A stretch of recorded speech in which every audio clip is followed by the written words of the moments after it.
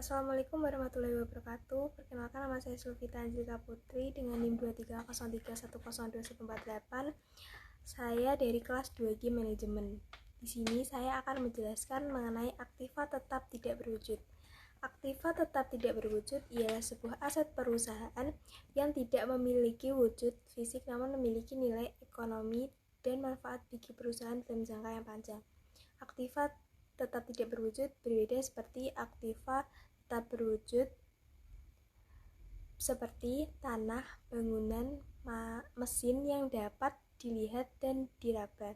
Sedangkan aktiva tetap tidak berwujud meliputi paten, copyright, trademarks, franchise dan lisensi, serta goodwill.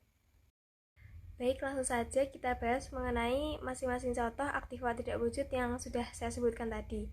Yang pertama adalah paten.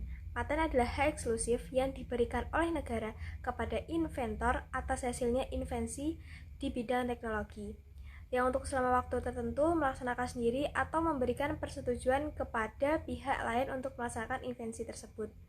Invensi sendiri merupakan ide inventor yang dituangkan ke dalam suatu kegiatan pemecah masalah yang spesifik di bidang teknologi.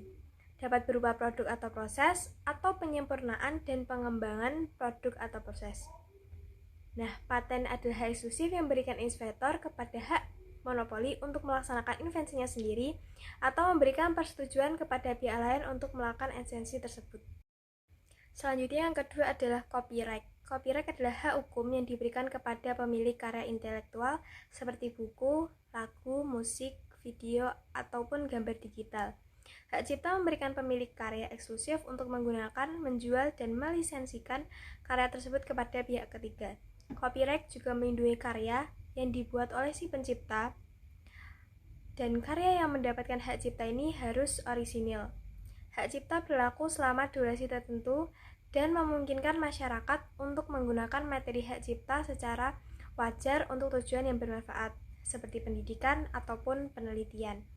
Jenis-jenis copyright antaranya adalah full copyright, public dominant, creative commons, yang memiliki aturan yang berbeda-beda tergantung pada jenis karya yang dilindungi. Selanjutnya yang ketiga adalah trademarks. Trademark adalah sebuah simbol, kata, frasa, ataupun desain yang digunakan untuk mengidentifikasi produk atau jasa dari suatu perusahaan dan membedakannya dari produk jasa atau sejenisnya.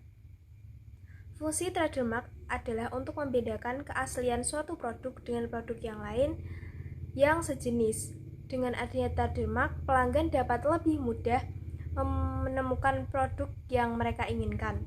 Trademark dapat berupa nama, logo, kata-kata, simbol, atau kombinasi dari beberapa elemen tersebut. Pendaftaran trademark atau merek dagang dapat dilakukan di Indonesia dan diberikan perlindungan hukum yang sah. Jenis-jenis trademark antara adalah wordmark, designmark, soundmark, ataupun kombinasi dari beberapa elemen tersebut. Selanjutnya yang keempat adalah franchise dan lisensi. Ini merupakan dua model yang berbeda dalam pengembangan bisnis. Franchise adalah model yang menggunakan sistem operasi, sistem distribusi, dan sistem marketing yang telah dibuktikan, di mana franchisor memberikan hak pengguna trademark dan sistem operasi kepada franchise. Hal ini memungkinkan franchise untuk mengoperasikan bisnis dengan sistem yang telah dibuktikan dan dikontrol oleh franchisor. Pada franchise mengoperasikan bisnis menggunakan trademark dan sistem operasi franchisor, dan franchisor memberikan dukungan dan bantuan dalam pengembangan bisnis. Sedangkan lisensi adalah model yang lebih ringkas dan lebih tidak teratur dibandingkan dengan franchise. Dalam lisensi, lisensor memberikan hak pengguna trademark, paten, atau sistem kepada lisense yang mengoperasikan bisnis menggunakan sistem yang telah dibuktikan dan dikontrol oleh lisensor. Pada lisensi, lisensor tidak memberikan dukungan dan bantuan yang sama dengan franchise, dan lisensi mengoperasikan bisnis menggunakan sistem yang telah dibuktikan dan dikontrol oleh lisensor. Dan yang terakhir adalah goodwill. Goodwill ini adalah nilai tambah yang melekat pada suatu perusahaan atau entitas bisnis di luar nilai aset fisik dan keuangan. Faktor-faktor imaterial yang melekat pada goodwill termasuk reputasi baik, hubungan pelanggan yang kuat, keunggulan merek, lokasi strategis, dan kemampuan manajemen.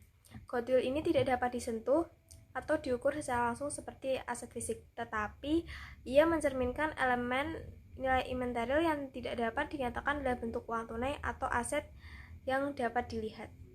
Baik, itu tadi penjelasan singkat saya mengenai aktiva tidak berwujud. Apabila ada kurang dan salah, saya mohon maaf. Wassalamualaikum warahmatullahi wabarakatuh.